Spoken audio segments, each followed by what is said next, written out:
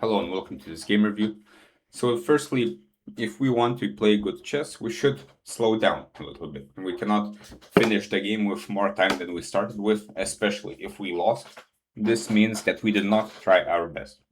And in this game, it will be quite obvious that we could have played a lot better had only we spent some time on our moves before making them. So we have some kind of opening. Black takes with the queen. This is of course bad, because now the queen will be kicked around. Then white developed very well. All the pieces went to active squares. And now white played this move e5, establishing a pawn on e5, which generally means that we are going to play on this side of the board.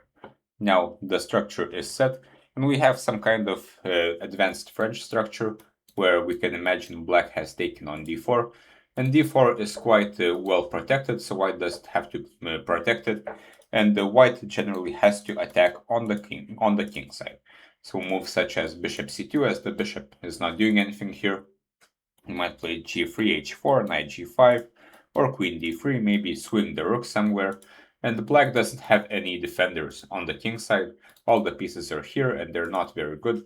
So we should just try to attack here, and white has a very good advantage. So at some point when we have a set structure, we should think about what is our plan. We can't just keep on pushing random moves. So bishop e3 is okay, but as mentioned, we don't really need to defend this pawn. a3, again, kind of a strange move, as the plan should be on the king side. Bishop c2, queen d3, moves like this. But a3, bishop a2, again, this seems that the white doesn't know where to put the pieces when the bishop belongs on c2. If knight c4, we can just bring the bishop back to c1, and black isn't really doing anything on the queen side here, so white should be fine. We can play b3 at some point and start harassing the king on the king side, try to invoke some kind of weaknesses, then we can start attacking more quickly. The bishop a2, rook ac1, and again, white should play on the king side, of course, so this is the whole wrong understanding of the plan. Bishop knight c4, attacking the bishop on e3, and generally we shouldn't give up our bishops like this so easily, should just move it away. The knight is not really doing that much here, we can start our attack eventually.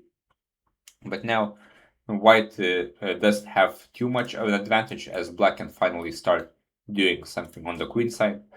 But okay, h6, this weakens the king side, queen d3, g6, takes, h4 is a nice move. Now finally white is attacking on the king side after putting the pieces in good positions. And queen c4 is played here. Black really has to play h5, but after queen e3 there will still be quite a bit of problems on the king side, but it's not that easy to play. For example, knight g5, we could play g4 at some point, and white should still be better on the king side. After queen c4, now the queen moves out with tempo, and it turns out that it's hard to defend. For example, after this, the problem is that this queen is now trapped after rook c1. After rook c8, white takes, then white moves the rook and takes on g6, which is a blunder, and white played this move very quickly in 5 seconds, but again, all the moves here were played very quickly, and generally we should not make any moves in less than 9 seconds. If we have a 10-second increment, we must try to slow down our impulses and think on every single move. And of course, bishop g6 is a natural way to continue.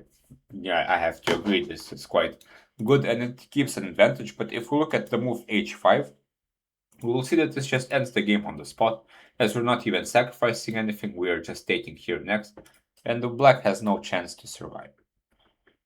But bishop g6, this is still fine, and black is losing, but here white still has to find some kind of checkmate. And here queen h5 is played, again very quickly, but it's not the most accurate move because the king can run away. And still this is fine. Rook c6, queen f7. But here queen f7, if we're going to try to exchange something, this doesn't really make sense, as we can just take a rook and then maybe play queen f7 if we really want to. But at this point, white has a huge material advantage with 3 pawns and the rook for the 2 bishops. And after, for example, rook c1 or other moves as well, white should be winning eventually. but queen f7.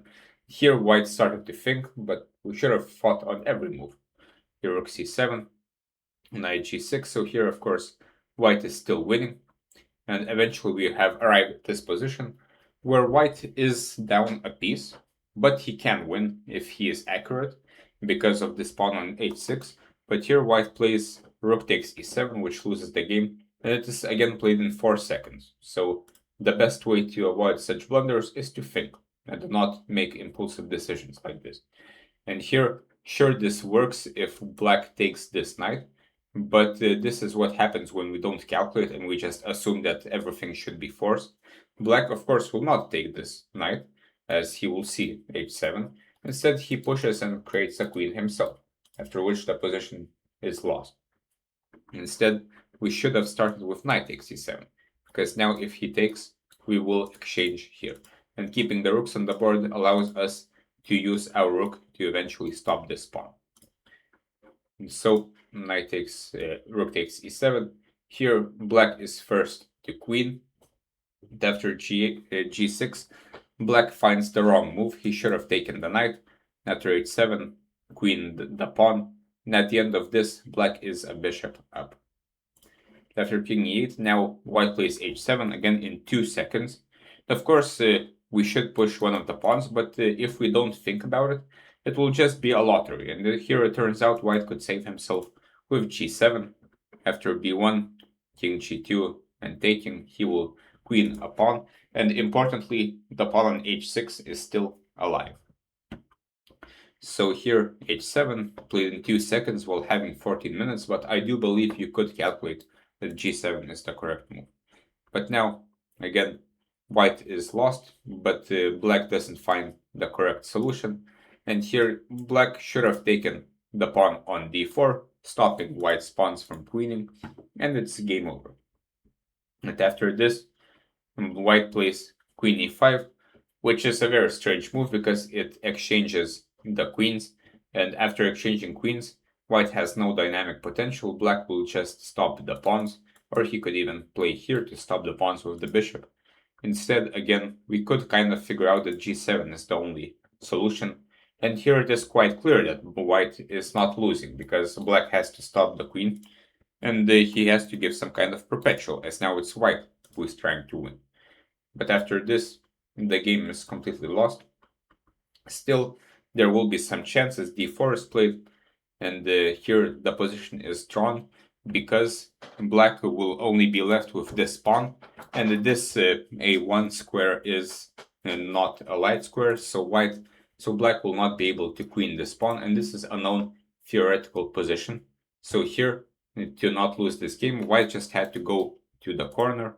Instead, he decided to go to a5 here, which allows black to win the game by some difficult maneuvers, getting the king out of the corner. But the simplest way to not to lose here is just go to the corner and allow black to even advance the pawn as much as possible. But at the end of this, black can never win, as this square cannot be attacked. So this is a known theoretical position. White will just move around here, and the best black can do is give a stalemate. Instead here, black could have won with bishop c4, and walking around with the king, not allowing the king to the corner, and this would win the game for black, as eventually the king will go to b3 and allow the pawn to march, and the king will not be able to go here. So instead, all this happened, and again, white did not manage to go to the corner, and I understand this game might be frustrating, but I think the reason for this loss is very, very simple. You did not use your time, so the moves were not very good. So it's quite simple. The solution is to think for a bit longer. So if we start with a 15+10 game, we should end with like 2 or 3 minutes. We should and must use all of our time.